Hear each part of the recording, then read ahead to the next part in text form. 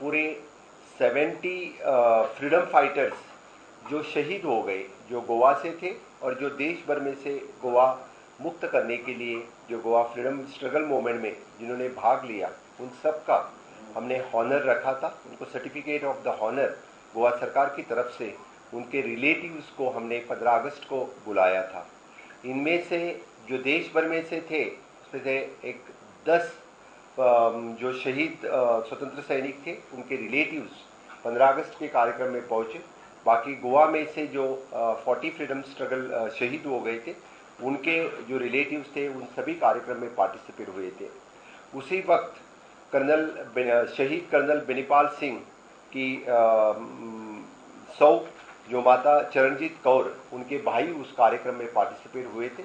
तो उनके भाई को मैंने कहा था कि इस दौरान, क्योंकि सभी शहीदों को देखा तो डायरेक्ट रिलेशन में तो माता चरणजीत कौर जो है, उनको मिलने के लिए, उनका आशीर्वाद लेने के लिए मैं गोवा से यहाँ जरूर आऊँगा।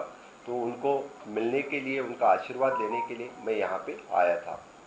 मैं इससे पहले थोड़ा, यानी 15 अगस्त 1947 में अपना भारत देश तो स्वतंत्र हो चुका था, लेकिन गोवा फ्रीडम स्ट्रगल तो तब तो शुरू हो चुकी थी। यानी 46 में डॉक्टर राम मनोहर लोहिया, उन्होंने फ्रीडम स्ट्रगल को वहाँ पे शुरुआत की थी, लेकिन उसके बाद में तब्बल 14 साल लगे गोवा को मुक्ति मिलने के लिए। 19 दिसंबर 1961 में गोवा को मुक्ति मिली। एक्चुअली 15 अगस्त 1955 को, यानी जब गोवा विमोचन समिति ने पूरे जो देश भर में से फ्रीडम फाइटर्स थे, उनको आह्वान किया, सभी पार्टी के फ्रीडम फाइटर्स को आह्वान किया कि चलो गोवा को आज़ादी देते, गोवा को मुक्ति देते। और 15 अगस्त 1955 को डेट डिसाइड हो गई और पूरे सभी पार्टी के सभी फ्रीडम फाइटर्स, यानी गोवा के सभी बॉर्डर्स के ऊपर इकट्ठा हो गए 14 अगस्त को। यानी एक तरफ कर्नाटक बॉर्डर, दूसरी तरफ महाराष्ट्र बॉर्डर, यानी पत्रादेवी पे, दूसरी तरफ कैसल लॉक, पॉलम। यहाँ पे देश भर में से जितने सारे फ्रीडम फाइटर्स आए थे, सभी स्वतंत्र सैनिक इकट्ठे हुए। लेकिन मुझे लगता है कि तब की सरकार ने उनके ऊपर ध्यान नहीं दिया, इसलिए उनको शहीद होना पड़ा। तब की सरकार ने उनको थोड़ा सा भी ध्यान दिया होता तो आज़ादी तो 15 अगस्त 1955 में भी मिल सकती थी। तब पुर्तगाल से यानी कुछ बातचीत करते, अदरवाइज फाइट करते, तो भी गोवा को आज़ादी दे सकते थे।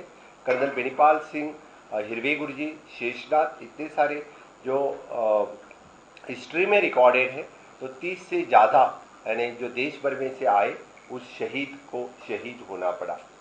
तब 15 अगस्त के सुबह को जब महाराष्ट्र की बॉर्डर बांदा के विलेज से जब सभी फ्रीडम फाइटर्स निकले, तब सरोजिनी देवी राय जो मध्य प्रदेश से थी और कॉमरेड चितले, जिनके पूना बेस्ड जो जितने सारे फ्रीडम फाइटर्स थे, उन्होंने गोवा विमोचन सहायक समिति को पूरा आश्वासन दिया कि हम सभी फ्रीडम फाइटर्स गोवा मुक्ति में शामिल हो गए। और वो सभी, यानी एक तरफ कर्नाटक बॉर्डर पत्रादेवी से, दूसरी तरफ पॉलम से, सभी यानी सत्याग्रह करके गोवा में घुसने वाले थे। लेकिन गोवा में पोर्तुगीज की जुल्मी राजवट थी, उनको सत्याग्रह की भाषा तभी भी समझ में नहीं आती थी और सभी बॉर्डर पे पोर्तुगीज के सैन्य दल खड़े हुए थे। और उन्होंने जब पत्रादेवी की सीमा पे सैन्य दल अंदर आने लगे, तब उन्होंने कि डायरेक्टली गोली चलाना स्टार्ट कर दिया। और तभी पे यानी पहली गोली जो सरोजिनी देवी राय उनको लगी। तब यानी कर्नल बेनीपाल जो लास्ट में खड़े थे, एकदम लास्ट में खड़े थे, वो सामने आए और उन्होंने हाथ में तिरंगा लिया और पुर्तगीजों को कहा कि मर्द होके औरतों पे गोली चला रहे हो, हिम्मत है तो मुझ पे गोली चलाओ। आज भी गोवा में यानी कर्नल बेनीपाल सिंह की ये स्टोरी सभी यानी जनरेशन टू जनरेशन सभी को बताती जाती है। उनके नाम पे यानी प्राइमरी स्कूल में, जहाँ के पत्रादेवी के नज़दीक वाला प्राइमरी स्कूल में उनका स्टैचू लगा हुआ है और बड़े गर्व से कर्नल बेनीपाल सिंह को हमेशा के लिए याद करते हैं। सभी फ्रीडम फाइटर्स सभी के उनके स्मारक में हमने पत्रा देवी पे बहुत बड़ा स्मारक बनाया हुआ है। आज फिर एक बार उनको याद करने के लिए मैं खुद अंबाला आया था, तो उनकी जो मिसेस थे ने माता चरणजीत कौर, उनका गोवा सरकार की तरफ से हमने फेलिसिटेशन किया, उनको सर्टिफिकेट ऑफ द ऑनर और स्मृति चिन्ह गोवा सरकार की तरफ से दिया। और हम तो गोवा सरकार तब उनको पेंशन नहीं दे पाए थे गोवा सरकार की तरफ से, तो अभी हमने वन टाइम उनको 10 लाख रुपीस का चेक उनको सुपुर्द कर दिया। और उनके फैमिली को इससे आगे भी माता चरणजीत कौर को कुछ मदद लगे तो हमेशा के लिए गोवा सरकार उनको मदद करने के लिए तत्पर रहेगी। बाकी भी इस तरह की जो फ्रीडम फाइटर्स जो वीरगति प्राप्त हुई थी उनको भी हमने उस दिन फेलिसिटेट किए हैं। उनके फैमिलीज को भी जो कुछ मदद, जो डायरेक्ट उनके रिलेशन में थे, उनको मदद करने के लिए हमेशा हम तत्पर रहेंगे।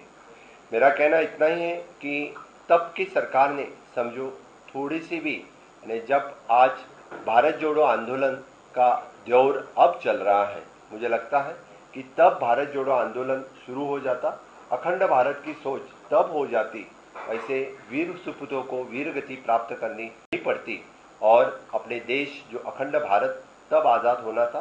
तो 15 अगस्त 1947 में मुझे लगता है कि गोवा उसी के आसपास 2-3 साल में ही मुक्त होना, पोर्तुगीजों से मुक्त होना चाहिए था। भारत देश स्वतंत्र होने के बाद भी 14 ईयर्स यानी गोवा के लोगों को पोर्तुगीज की जुल्मी राजवट से यानी सहन करनी पड़ी। यानी तब भी मुझे लगता है कि गोवा में भी कितने सारे लोगों को, फ्रीडम फाइटर्स को शहीद होना पड़ा। 14 साल उनके साथ में यानी पूरे यानी हाल अपेष्टा सहन करनी पड़ी। और बाद में यानी 19 दिसंबर 1961 में विजय ऑपरेशंस के मिलिट्री के थ्रू गोवा को बाद में मुक्ति दिलाई गई। मुझे आज इस प्रेस कॉन्फ्रेंस के माध्यम से मैं सभी जो फ्रीडम फाइटर्स पूरे देश भर में से गोवा मुक्ति संग्राम में पार्टिसिपेट हुए थे, उनको मैं आदरांजलि व्यक्त करता हूँ, श्रद्धांजलि व्यक्त करता हूँ। और गोवा सरकार की तरफ से मैं हमेशा इन सभी फ्रीडम फाइटर्स जो पूरे देश भर में से गोवा में आए, उनके हम हमेशा के लिए ऋणी रहेंगे। उनके हम फिर से एक बार वो पत्रा देवी वाला स्मारक, तो बहुत बड़ा स्मारक हम फिर से बना रहे हैं उनके याद में, सभी के याद में, यादगार स्मृति ये वहाँ पे हमेशा के लिए वहाँ पे रहेगी। उनके फैमिली ने हमें रिक्वेस्ट किया है कि पत्रा देवी से जाते हुए जो रोड हमारे नए इंटरनेशनल एयरपोर्ट मोपा को ज्वाइन हो जाएगा, उनकी रिक्वेस्ट थी कि उस रास्ते का भी नाम यानी कर्नल बेनीपाल सिंह के नाम से रखा दिया जाएगा। तो सरकार की तरफ से हमने मान्य कर दिया है कि जो रोड रास्ता वहाँ से जो इंटरनेशनल एयरपोर्ट को मिलने वाला है, उस रोड को कर्नल बेनीपाल सिंह का नाम दिया जाएगा।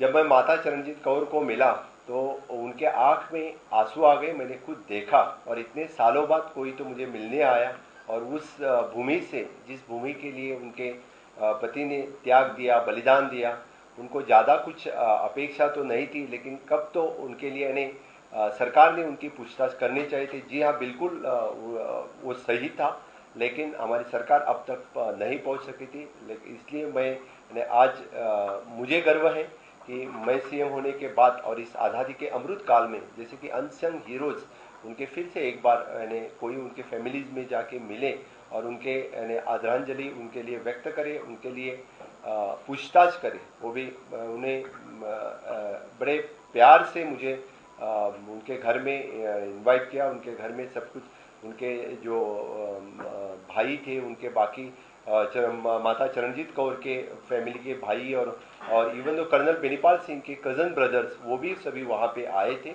उन्होंने मुझे इनवाइट किया है। उनके जो मूल गांव जो उनका पंजाब में खन्ना के पास इसरू गांव है, जहाँ के कर्नल सिंह बेनीपाल जी रहने हैं, खन्ना के पास इसरू गांव में भी उनका बहुत बड़ा स्टैचू और स्कूल को वहाँ पे भी कार्यक्रम वो हमेशा के लिए करते हैं, वहाँ पे भी उन्होंने इनवाइट किए हैं। कभी मुझे मौका मिला तो इसरू गांव में भी जाने का मेरी सोच है। एयरपोर्ट से रोड कहाँ से बता रहे हैं, कहाँ से नहीं? यानी जो पतरा देवी जहाँ पे उनका बलिदान हुआ, वहाँ से हमारा न्यू एयरपोर्ट अभी बनने वाला है, मोपा इंटरनेशनल एयरपोर्ट। वहाँ के लिए जो रोड जाएगा उनके लिए कर्नल बेनीपाल सिंह का नाम दिया जाएगा। आपने कहा भारत जोड़ो यात्रा को लेकर आपने कहा है, तो कांग्रेस की इस यात्रा को आप किस तरह देखने, क्या उनके एंड पे जो पुराने शहीद थे उनको याद नहीं किया गया, तो उस कमी को पूरा कर रहे हैं आप? मैं बस इतना कह रहा हूँ कि भारत जोड़ो यात्रा बहुत पहले शुरू होनी चाहिए। इस जैसे अनसंग हीरोज जो फॉरगॉटन थे, माननीय मोदी जी अभी इस आज़ादी के अमृत काल के समय पूरे देश भर में से इस अनसंग हीरो को याद कर रहे हैं, उनको नमन कर रहे हैं, श्रद्धांजलि दे रहे हैं। पूरे देश भर में से सभी सरकारों ने, सभी लोगों ने, सभी स्टेट गवर्नमेंट्स ने कितनी सारी हिस्ट्रीज जो फिर से एक बार याद करें, जो नेक्स्ट जनरेशन के पास इस तरह की हिस्ट्री जाए। यही मैंने कहा कि भारत जोड़ो यात्रा पहले शुरू हो जाती तो गोवा जैसे छोटे राज्य के लिए 14 ईयर्स रुकना नहीं पड़ता। सर, जो चरणजीत कौर की फैमिली, उनके परिवार के लिए गोवा सरकार की तरफ से कोई असिस्टेंस या अन्य कोई घोषणा?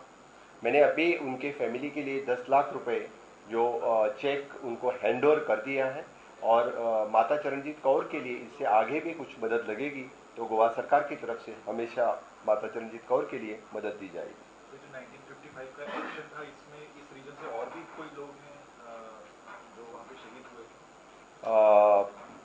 पंजाब से तो कर्नल बेनीपाल सिंह जी थे, बाकी तो महाराष्ट्र थे, बाकी कर्नाटक, उड़ीसा, मध्य प्रदेश, सभी राज्य से ढेर सारे, यानी कम से कम ऑन रिकॉर्ड पे हमें मिले तो अप्रोक्सीमेटली 30 लोग जो शहीद हो चुके थे। और उस वक्त तो मुझे जैसे कि मुझे याद है कि जालियनवाला बाग हत्याकांड के बाद मुझे लगता है कि सबसे बड़ा जो जुल्मी राजवट जो हो गई होगी, तो इसी तरह से जो इंडिपेंडेंस में इस तरह से, यानी भारत देश स्वतंत्र होने के बाद यानी बड़ा कोई हादसा हुआ होगा तो 1955 वाला सीधी बड़ी खबर आपको बताते हैं। गोवा मुक्ति आंदोलन के कर्नल सिंह के परिवार से मिले हैं गोवा के मुख्यमंत्री माता चरणजीत कौर के साथ, और शहीद के परिवार की हर संभव मदद करने का उन्होंने दावा किया है। गोवा सीएम प्रमोद सावंत ने प्रेस कॉन्फ्रेंस की है और इस बारे में जानकारी दी है। आज अंबाला के दौरे पर रहे थे। अंबाला में शहीद कर्नल सिंह के परिजनों से उन्होंने मुलाकात की। गोवा सरकार ने शहीद के परिवार को 10 लाख की सहायता राशि भी दी है। गोवा के लोग हमेशा के लिए शहीद कर्नल सिंह के आभारी रहेंगे, ये उनका कहना है। और पचरा देवी में मार्ग का नाम भी शहीद कर्नल सिंह के नाम पर रखा जाएगा, ये भी उन्होंने ऐलान किया है, ये बड़ी घोषणा की है। गोवा मुक्ति आंदोलन में कर्नल सिंह का अहम योगदान रहा है और माता चरणजीत कौर जो कि उनकी पत्नी है और उनके साथ खड़ी है गोवा की सरकार, ऐसा उन्होंने दावा किया है।